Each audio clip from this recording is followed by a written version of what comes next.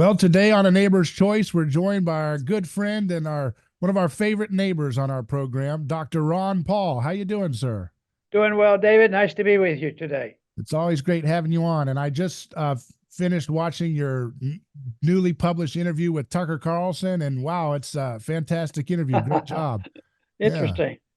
I think it was interesting that I remember Tucker was the MC at your rally for the Republic in Minneapolis all those That years is right. ago, right? That, Yeah. that is right. Yeah, He that was a spent he spent some time on the campaign with us, flew to a couple of places, and so I think that's when he first got interested in some of my activities. Yeah, it's he's certainly become, I think, a great voice against the wars and some of the other Yeah, nonsense that you've railed against. So it's good to have friends like him having such a media influence, right? yeah. What's great is he's getting a lot of people listening to him too. Right. I remember when when you were really when you first entered the political the Republican campaign for president in 2007, that media landscape was a lot more it was a lot different than it is now in terms of the only options on talk radio were mostly neocons and warmonger Oh types. yeah. And now it's changed. Now people like Tucker are the biggest figures. Candace Owens, another anti-war Republican. So that's great. And there's a lot of negativity about social media and what's out there. And there's a lot. You have to be very discretionary on where we go and what we do and what we believe. But I think there's opportunities every time there's somebody, using the media, the modern media. We should say, well, maybe there's a Tucker around that might be able to use it too. And there's a bunch now. So I think we're in a mess, and I really am unhappy with how the media is controlled and how the propaganda is controlled, and how they do that in election. But still, I think there's opportunities there. I remember when the internet first came out, and mostly it was the libertarians that got hold of this, and they worried about people taking over and all. And I said, well, I'm not worried too much, because I think there's a lot of libertarians out there that will know and understand, the computers and the industry, and will learn to compete. And I think we're competing quite well. Yeah, I think your show, Liberty Report, continues to reach a lot of diverse folks all over the world. People are watching you and thinking about liberty in places like India, Bangladesh, everywhere. So I mean, Yeah. you don't know what wildfires of liberty are being spread, right? Well, and that's the neat part about it, Yeah, because nobody knows exactly, and nobody knows the size of the remnant, and nobody right. knows what happens to what Yeah, you and I do. Because fortunately, if we're saying something worthwhile, the message will spread. yeah. I remember, I was at the time. Let's see, I was 2007, your first campaign. I was 18 years old, and I got involved with your campaign. I wrote why I thought you were the best choice for, and especially in Iowa, where you were running in the Iowa caucuses and South Carolina. There's a lot of evangelical voters there. And I wrote this little letter for pastors, why I thought Ron Paul was the best choice for Christians that are serious about their faith in relation to politics. And it got distributed to a bunch of different pastors in Iowa and everything. So I've always maintained that you've been one of the best representatives of how do you keep a Christian faith and then get into something so dirty like government? That it's going to look something like kind of the message that you said. So I always appreciated that. A great Yeah, inspiration. and you will stand out, hopefully always in a positive way, because frequently, as you have followed some of my voting, every once in a while I had to vote by myself in Yeah. order to maintain that. And I think that called attention to things. And even though I was never included in the important decisions, the political stuff, it wasn't my goal anyway. My goal Yeah. was trying to spread a message, and the story that it was the disaster of our monetary system that would lead to all of this. And Yeah. that was in 1971 when I recognized this, and it's gone continuously worse, and we're far from having concluded it. I think the conclusion is coming though soon, and we're going to have to deal with that one way or the other. Yeah, and yeah, I was just thinking back in 2012 at the Republican convention in Tampa. I remember they wouldn't let you speak. Remember that whole deal? But they did that video for you, and Mitch McConnell, of all people, who isn't really a big friend of liberty, but he said something. He said there are two types of people that come to Congress.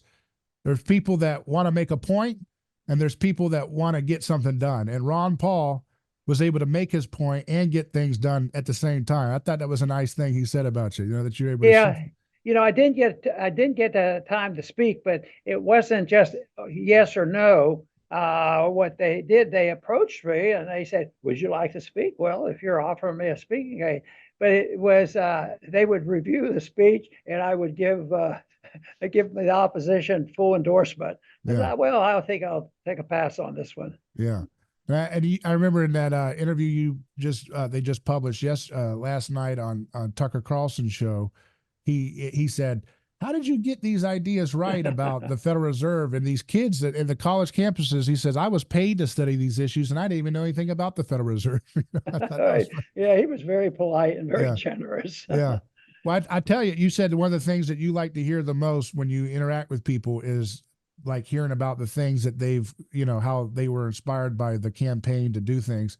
This show is called A Neighbor's Choice for a reason. I believe that it's teaching people to think of everything you do when you vote as if it's what you would do to your neighbor. So, if you think about the drug war, the idea that what we're doing is we're sending people in to bust into people's doorways and put their knee on the back of someone's neck or tase them if they move because they got their brain high on something. And I always say, now, would you do that yourself if you were going down your neighborhood and you saw somebody had a joint in the window?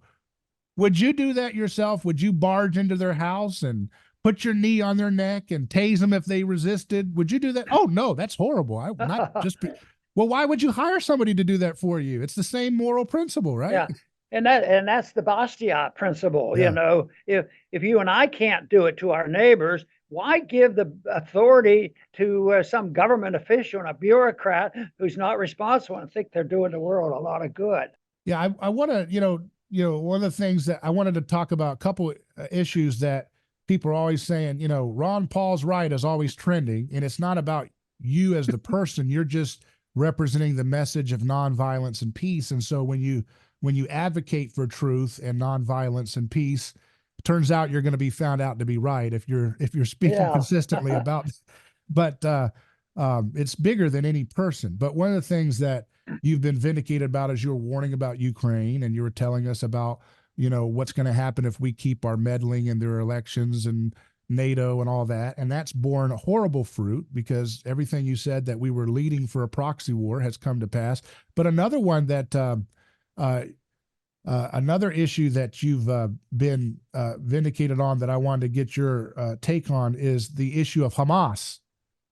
I remember in Congress, you mentioned on the floor that there was evidence that our taxpayer dollars in relationship to funding Hamas had been an issue, that we were giving money to Hamas in effect through Israel because Israel was giving money to Hamas and propping them up.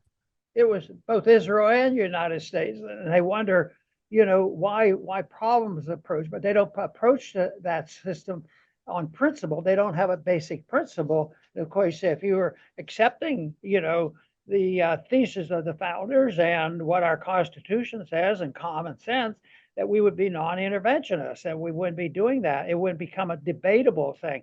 Now it's just merely a debate between the two parties on what degree of intervention you have. They're both sides are interventionists in economics, but some are better than others. But excuse me, that is a problem that we have trying to get people to work from a basic principle. Yeah. So how do you see what's happening in Gaza right now? There's a lot of folks that they feel that this is, this is something America must continue to support with arms and weapons and funding of this bombardment of Gaza. But yet this strikes against everything that you have talked about and what the founding fathers warned about. We shouldn't have foreign aid. We shouldn't be going along, especially with killing civilians. Yeah, it's also unnecessary, and it would make us more peaceful. It would make us wealthier. It would make people happier. There's all these benefits, and then they get turned down because the people who are controlling the system, the deep state who controls big things like, say the Federal Reserve and our foreign policy, they won't have any part of it. But I think the numbers of people are with us on these issues. But I don't think, I sometimes will say, what's the matter with us? Because we have this wonderful philosophy, and it does give us more peace and prosperity. And it's based on a moral principle. It's based on our Constitution. And why don't we do better? And I would say, yes, we need to develop better techniques. And because I think we have our numbers with us. I was impressed with that, with what I was doing in going to the college campuses. And I was impressed that, I was on Berkeley campus, which was considered a little liberal, and I had tremendous support there. Yeah. And I thought, well, we shouldn't say, well, they're students, they're in Berkeley and they're liberals and we don't deal with them. But I think it's out there. We have to learn. But I think we're learning that. You have a program. This is great, and and there's a lot of others that do this. And I was talking to Daniel a few minutes ago. I said, we don't even know, and that's the way it is. Some people say, you've reached a lot of people. I said, well, I don't know about it, but I'm glad it's happening. And so that's the wonderful thing about it. Yeah, the old principle. You can't stop it. You can't stop an idea whose time has come. And the time has come that we need the principles of liberty, and they can't stamp a truth, but they try very hard. The opposition are believers in nihilism. They say there is no such things, and we're foolish for thinking there's things like natural law and a real law and a moral law. And they think that's impossible. So they admit they're nihilists. There is no truth. So why mess around with anything spiritual? Yeah, that's a great point. You talk about trying to stamp out the truth. Candace Owens has she's a a podcaster and everything on Daily Wire. She said yesterday on her show that she's had people for years, ever since she refused to go along with the bombardment of the Ukraine situation, the war there, and trying to support that. And then especially when she refused to go along with Israel's bombardment and stranglehold of Gaza, she's had people trying to take her out and threaten her financially and destroy her. And there's very few people that will speak out in the conservative media. Now, here's what I'm trying to say. A lot of the media has become more like your message in a broad stroke. They'll say, yeah, we're anti-war. But then when the details come up, that's when they get a little bit squirrely, when it comes to, well, I'm anti-war, but yes, we need to keep sending more and more weapons to take out Gaza because that's a special exception, and she's been pretty good. She's an example. I'm giving credit to her that she doesn't have to. She's made a lot of money. She could keep her mouth quiet, but she says, nope, we should not be killing the kids in Gaza. Yeah. And she's taken a lot of censorship threats for that. I've talked a lot about the Foundation for Economic Education because of Leonard Read, and I followed that, and that got me very interested. And he used to say, oh, there's a lot of people who say, we're with you. But he says, you know what? Everybody has a but. And unfortunately, that is basically the case. And it's I think it's worse in the Congress now than it was when I was there. There was a little bit, but I was never on the receiving end of that. My goal wasn't to compete with somebody else for a chairmanship, because that was not my role and it wouldn't have worked anyway. And therefore, I worked on the whole fact that I wanted to communicate, and there were a few that would say, yeah, but I want to understand more why you do this. I mean, one time somebody sat down beside me and the vote was like 310 to 1. He said, why do you do that? And I had a chance to explain a little bit about what we're talking about. But unfortunately, right now, the appearance of Washington, the appearance of our judicial system and our foreign policy, and all of this is so bad, much worse than what I was contending with when I was in Congress. But I think back home, when I come on radio shows like yours and interviews like this, there's a lot of people out there. How are we going to wake them up? And today, Daniel and I talked about, the stupidity of trying to get out of Afghanistan and the foolishness there. And the point we were making was, you need to spend more time on how you got into it, not how I'm worrying about what kind of policy you need to change so that you can evacuate, the disasters that you create. And there's a big difference. Yeah, that's for sure. There's another topic that I think that people have talked a lot about what you've been proven right on with the war stuff and the Federal Reserve. But one issue that I wanted to bring up to you again that you've talked about in the past that I think is getting more and more currency is that young people, there's a debate online about whether young people should get married because they feel that government marriage license and the whole contracts and all the family court systems are such a bad deal that young men are saying, I don't want to get married in this government, statist form of marriage and all the terms that come along with it, the easy, no fault divorce, all that. And you always had a pretty clear answer for that issue of the marriage. Yeah, Right? and also comes up with the alternate of gay marriage and that Yeah. kind of thing. And a libertarian could say, well, you could get married to anybody you want as long as you don't hurt people, as long as you live up to your promises. But if you don't do that, we advocate something else, because we do believe in a spiritual life and a higher order. And if you are inclined to believe in Christianity, there are very precise guidelines there.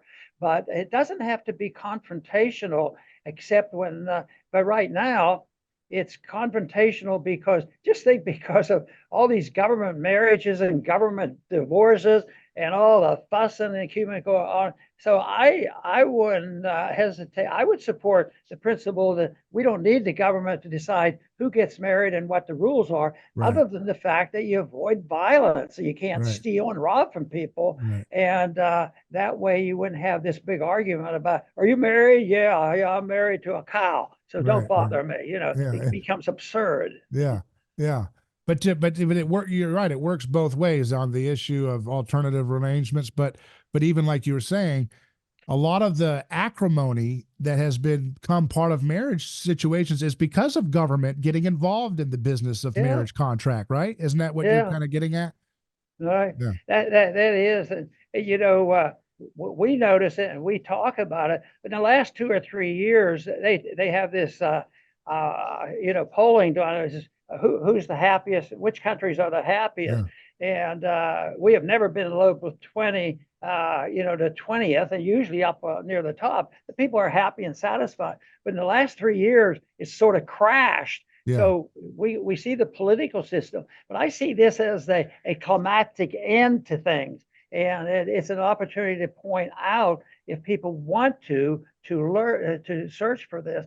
And I think this is one of the reasons that motivated me to have a homeschooling program, because that gives us an opportunity in a voluntary way to try to change people's views. And there are some people who just love the program because of learning history and economic from a different viewpoint. And so far, so good, even though I don't go along with saying there won't be some that'll try and close us all down, even in homeschooling. Yeah, they'll try whatever they can to get a foothold on the minds of children. That's the number one key for a revolutionary government, right? Always having to disrupt the family unit. If you don't have a strong family, you don't really have the foundation for liberty to thrive, really, right? Yeah, and it's so deliberate. The policies are really designed, take the kids. You read these stories about how government comes in and takes the kids from the parents, for careless reasons. Yeah, they see the family as a real threat to authoritarianism and their system of government that they want. They teach them to be obedient to the state, and the state is to be run by these invisible people from in charge. And that to me is a big thing. So the family stands up against all that. And not that the families are always perfect. There's always problems, because that's human life. But it is the family that resists all this pressure of all this statism to go along, and that is a big problem that we have. Yeah, so it's a great point, because without that family bulwark, it's very easy for people to be high time preference, consumerist, materialist, you know what I mean? Not having discipline, not knowing how to save. And if you don't know how to save, you don't know how to have capital. And if you don't have capital, you can't have progress and growth in an economy. So you can see how it's so tied in, the family, and yet the family is so essential for the economics. And yet the government, because of its involvement with child services, and so many people get trafficked. Unfortunately, you hear about these horrible stories of kids getting into trafficking through the child services and foster situation. Oh Again, boy. because of government getting in there and just not having that kind of robust integrity as its service, you know? Yeah, and the family brings people together, and there is an opportunity to challenge the status quo of what we hear and have to look at. But you know, that in itself should lead to what we see in the homeschooling groups. You have voluntary groups and families coming together and meeting and contributing to that education. So I strongly believe in people knowing where their friends are, because conditions, even though I'm an optimist that the ideas are powerful and they're going to, prevail in many ways, that in the meantime, you can't solve the financial problem very easily without monetary reform, which is going to be a big deal. And that is the case. That is the reason you have to know where your friends are and how your family comes together, and you have to know a little bit about if the times get tough. I always hope they're not as tough as some people claim, but you have to know where your friends are, because you have to know what to do to compete with them. And that is a job and a half. But I rely on the fact that I believe that the remnant is out there, the numbers are there, and the people are willing. And even if you can go to Berkeley campus and get people cheering on liberty, I can feel good about it. Yeah. You mentioned one of the principles with gold.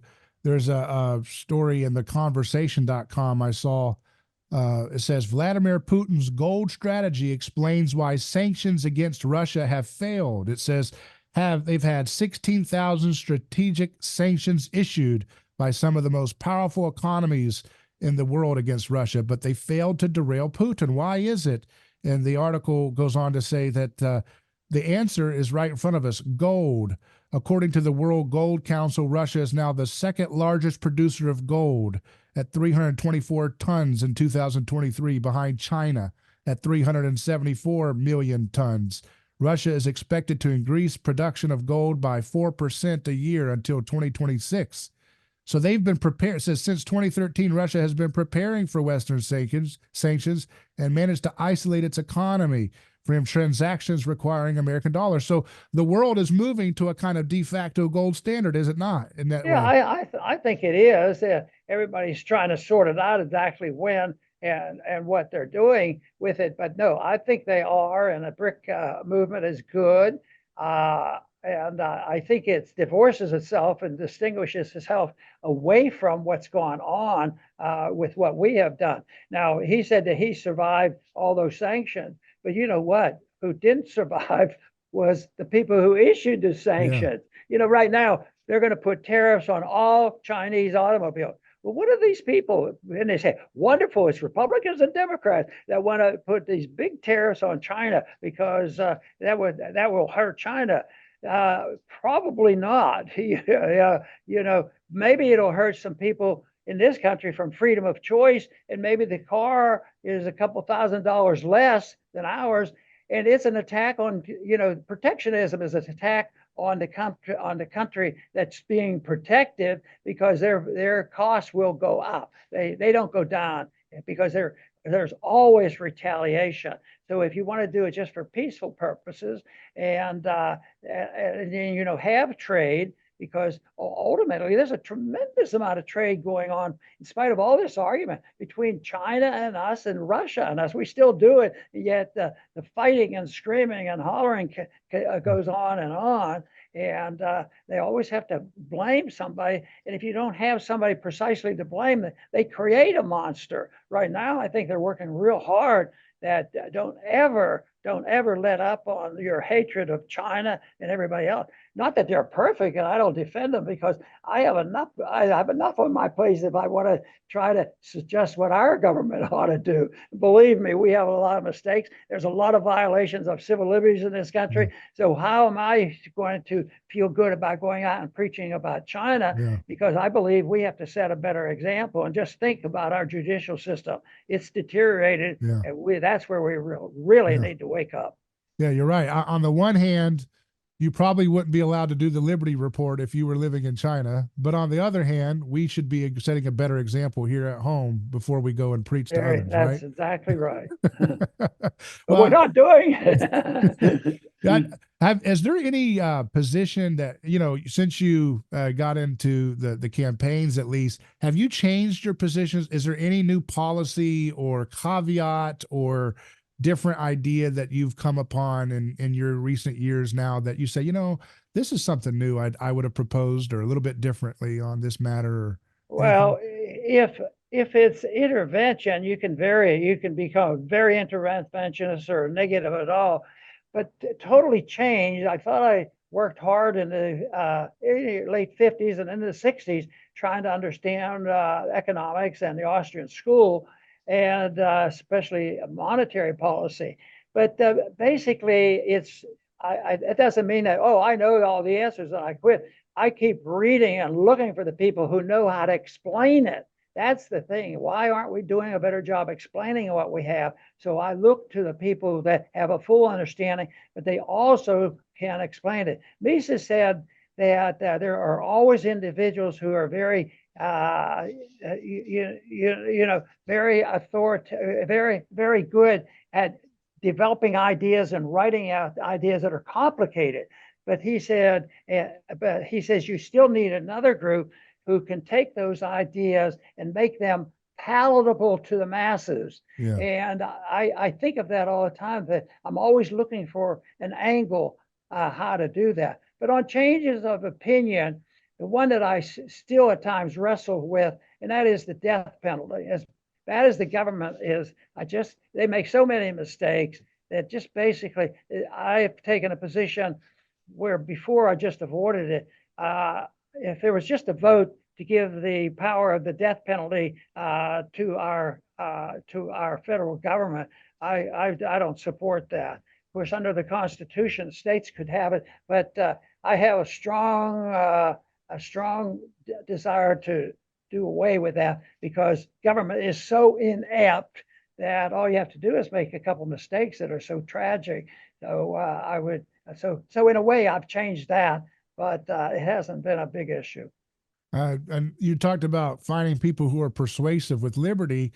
The recently elected president of Argentina, Javier Milei, Yeah. he's been a pretty persuasive communicator. Now, I know there's some questions about what his foreign policy will look like, but he's got the charisma, and he's talking about von Mises and Bastiat on their TV, just like you.